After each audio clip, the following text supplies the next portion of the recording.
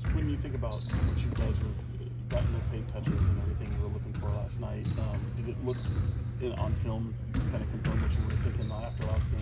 I mean, I've seen it in person and all that. Yeah, for sure. And like I said, it's a combination of a lot of things. We think at the end of the day we have a really good shooting team, and we just have to make sure we keep trying to get the shots that we practice. And that's when you touch the paint, you collapse the defense, you draw a second guy, you spray it, and our guys are ready to shoot it. And we started to show a little bit last night of how good of a team we're going to be able to shoot the basketball. And how pleased were you with, obviously, the bench production? Jordan, obviously, you mentioned him a little bit last night, and Trey kind of finding his way. Yeah, both those guys were big for us. Even Keon was big for us coming off the bench. He didn't score like the other two guys did, but he gave us some versatility on the defense end of the floor that helped out a lot of different ways. So our bench has to continue stepping up and doing what they're capable of doing, and it'll make our job, or the starters' jobs, a lot more easier. Mike, 38 assists last night. This season, the ball's been a little sticky. Like, how do you bottle that up and sort of see that on a nightly basis? You just got to keep coaching it, keep showing it. The guys understand that sometimes we over-penetrate, and sometimes we don't get off it on a timely manner. But then also part of it, too, is, like I said, I have liked the shots we've taken, because it's not like we're coming off of pin downs, jacking them. We come off of DHOs and shoot them, but we've been doing that for 2 years now, going on 3 years. And so the shots that we're getting are good. We can get better shots if we get off the ball, especially when we tap the paint. And that's what we did last night. When we tapped that paint, whether it was off of a drive, off of a roll, and the ball hit the pocket, even sometimes off of a cut, you feel that second defender pull over, somebody's open, and so that can add to your shot quality in the right direction if we get off those types of shots. But just with playing without DeMar in that second half, did it feel like you guys continued playing the same way that you'd like to play with DeMar on the floor, or did you have to resort back to different things? No, obviously with DeMar on the floor, we have a guy that can go get a bucket, especially one-on-one. And, we still have that, with Foxy. But, the ball movement is probably going to be there a little bit more, because the couple of sets that we do have in for DeMar, they're more ISO sets.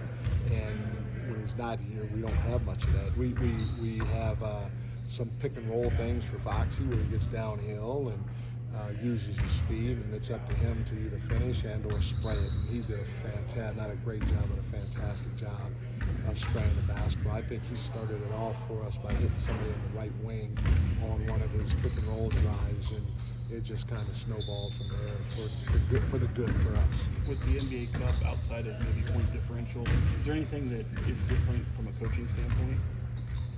Yeah, sometimes the floor messes you up, because you want to look and admire the floor, but you got to watch the game. Right. So that's probably the only thing. Mike, when you look at Minnesota, they're kind of in the same boat you are, where they switched out a major offensive piece, sort of the top of the rotation type deal. How difficult is that to sort of game plan for someone who's totally different than the guy who left? It's difficult.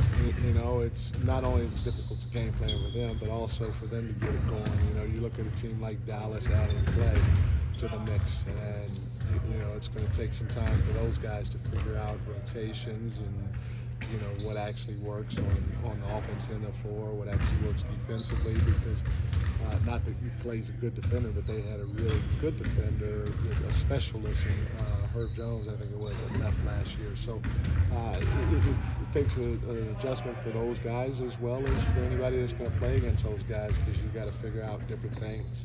You mentioned Clay. What did you think of that ceremony the other night?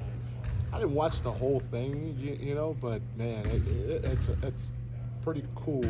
And again, I don't know what anybody said afterwards, but it's pretty cool that they handed out the captain hats, and you see when they fanned the stadium, everybody was wearing the captain hats. So it was cool. I might have skipped our game and gone down there if they handed out boats.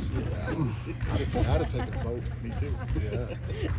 I don't care how big the boat was. I would take it. With pace being one of your guys' staples, how well do you feel like Jordan fits into that? Really well, and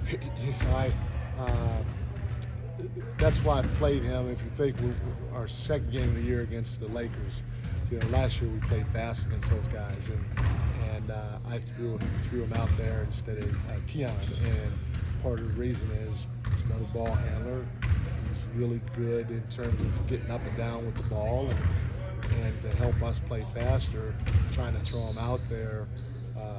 In my opinion, only good things can happen because that's what we do, especially when Fox is off the floor, so that speed or that pace does not take a hit.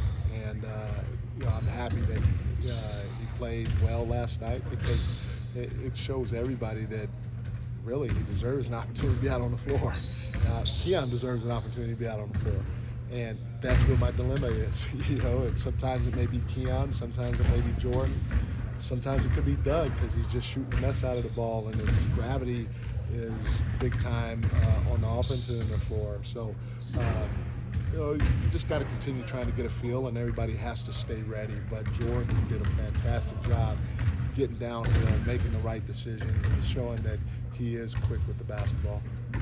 Yep. Thanks, everyone.